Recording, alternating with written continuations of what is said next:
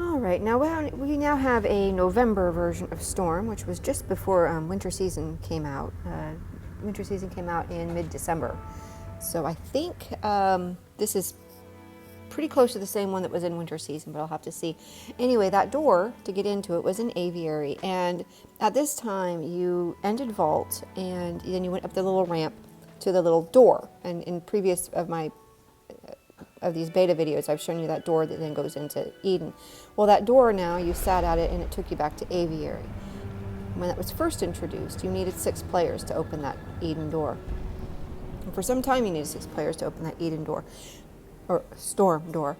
But then they changed it so that after each level, each realm that you finished, you would then light one of those buttons. And once all 6 were lit, which means every previous realm was finished, you then got to go on to Storm.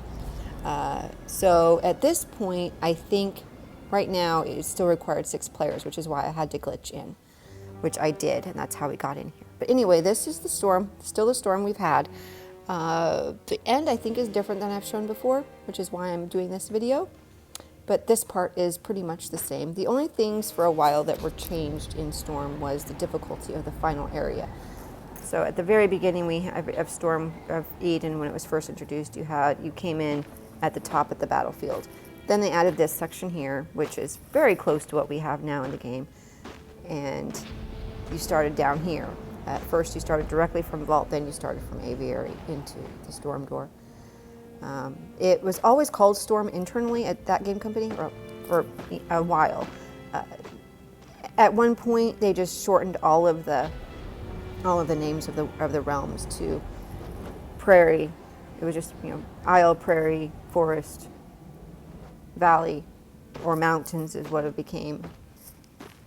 Wasteland, Vault, and then Storm. And I think that was just a ease of naming at that point. So this is very familiar. The colors are completely different, of course. Everything is much brighter and more washed out. You can see much better. I do not believe you could fly here at this point. You couldn't fly here at all. Now you can, which I think is probably actually not intended, but you can.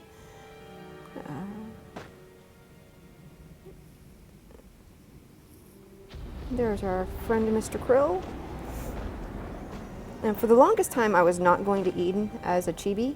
Eventually it became easier, but Eden has always been a bit difficult as a chibi, as you can see.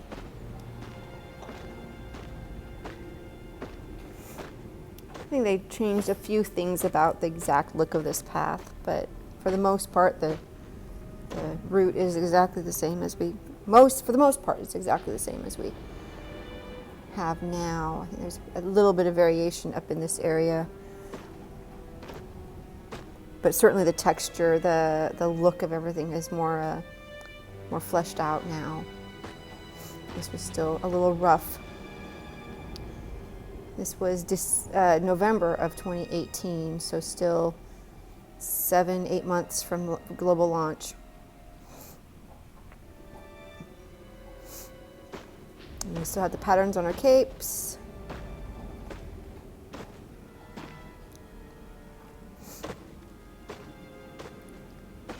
And there, he sees us. We can go in here. They have the dark stone here.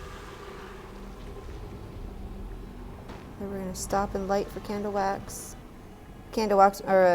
Lighting candles and burning dark plant was the only way to collect candles to collect wax in beta. So I did it a lot more religiously then than I do now, because there was no other way to do it.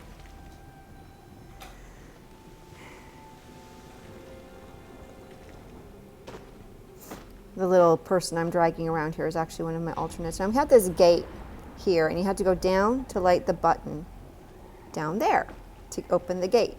When they first, at one point, this was broken, and you couldn't get through this for a little while. I don't recall if I've posted video of that. So light the gate, the crabs fall down, which of course is, oh my god, we're gonna get crabbed. And then, that's still the old look crabs. Nope, that's the new look crabs. least that one was. Our flight was still so strange here.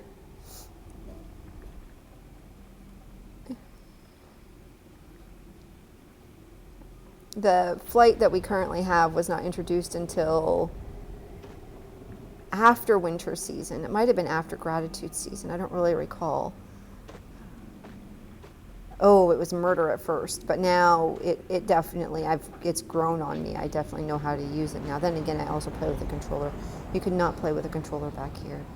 So right up in here is where the original Eden started, which I think I say every single Eden video. The original Eden dropped you right in here somewhere. I'm taking a look down where we came from. It's so bright. Right about here, and I believe it was darker. They had to mess a lot with the brightness and contrast and everything. Prairie used to be so bright, and then the other dark levels were brighter. That was a hole you could fall through and go all the way back to the beginning as you got blown through it. So they ended up having to. Prairie was like blindingly bright. So was Valley. So they ended up darkening those a bit, and darkening those, they also darkened like Vault Wasteland and here to where you hardly can see it all. I don't think they ever found a perfect balance of both of them. Right now I find some of the levels just too blasted dark to see anything. This is very much like what we have now, though. This part. In fact, I think that ledge is a little bit higher here than it is that currently. I think we had to have a little less of a jump there now. There is no krill up here still, so a little easier time. He wasn't brought until they had some fun with us for a little while. I don't know if they were having fun with us or if they really thought they were going to add a second krill to the first area where you see the one krill attack the manta. They had two krill there for a while during gratitude season, I believe. And it was murder. It was very hard to get those emotes. Yeah, during gratitude season. It was during gratitude season because that emote for the gratitude was in that area. And oh, it was hard. Oh, it was hard with two krill there. But they added a second krill there, and they added the one here that we now have. And it was like, joke's on you guys. You guys have fun with the krill. And you could no longer dodge them like you used to be able to. They changed that aspect of it as well. It was pretty funny. So now we have something new with this light thing and lighting the shrines. And this is somewhere in between what we have now and what we had before. So the idea here was that you do, for a while anyway, you lost your light. Now I can't remember what I've already done, what version of it I've already posted. And I'll see here whether we still lose our light. For a little while we lost our light. With every single shrine we touched, we lost a wedge of light. And we ended with no light whatsoever. The point is still to survive. I think in this version we do not lose light wedges when you touch. See, the little symbol means you have to touch. I think they changed it again so that we don't lose our light, our wedges, our cape power.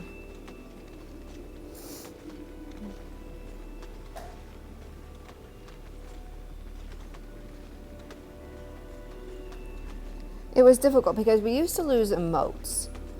And as you lost emotes, yeah, we don't lose any cape power here. So this is just somewhere between the two. They had tried making us lose our light at these things. Then they decided we weren't going to lose our light at these things because the backlash on it was so bad. Nobody liked it. Everybody on Facebook was screaming about it. Then it was... You go back, finding the way to, they finally introduced the winged light, which just made more sense. You weren't losing your emotes, which was very frustrating for people, was to lose your emotes, and that was your wings. Your emotes equaled your wings, your flight power. and it didn't really sit well. So Losing the Stars was a good addition, and once you see the end result, it makes perfect sense when the goal was no longer to live. And I think that's what they were looking for, was to make this meaningful somehow. So here it just doesn't make a lot of sense. There's nothing happening. There's no progression of story. You're just going forward through here. You go into the final area and that's it. So this, in hindsight, in the evolution of the game, this doesn't make any sense. It's kind of, it's actually a lot easier than what we had, because there's torches at every single stop. So you never lose, you never fall over, you never lose anything, as long as you have as many wedges as I do. So it was really pretty easy, and you could warp through the whole thing too, just like I'm going to show. I'm going to have my other character warp to me at some point. So it was actually very, very much easier than the older version was. This stuff does get stronger as you go, as you progress through, just like it does now. But yeah, this was a fairly easy route. And so I think at this point they were probably contemplating just how to make it, I'm assuming here, how to make it meaningful, how to make this do something, progress the story along somehow. Which, honestly, if you look at our Eden now, as brutal as it is, as difficult as it is, it makes some story sense. You sacrifice yourself and your wings to shepherd the light home. So you're shepherding the light home. You're dropping it at the little statues, and you're shepherding the light to the end, which is actually the same as it was with the emotes. Is you're shepherding the light home, but it doesn't have any story feeling. There's nothing at stake, really. There's no sacrifice, really, is what it is. You can see our friend menu. Looks a little bit different. I did not like that friend menu at all. It took up way too much of the screen. And so now we have no visible thing that's saying this is the end. This is really strange. This was the hardest part. But it's just like blank doorways that don't do this. But this was definitely the hardest part, was getting through here. As you can see, though, I'm looking at my light going very slowly. Our winged light lasted forever, I think, at this point. I mean, you could fly anywhere. It was bonkers.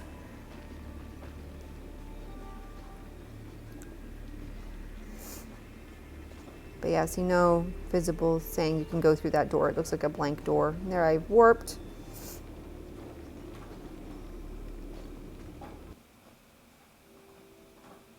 And there we go. Here's our old orbit. And this was it.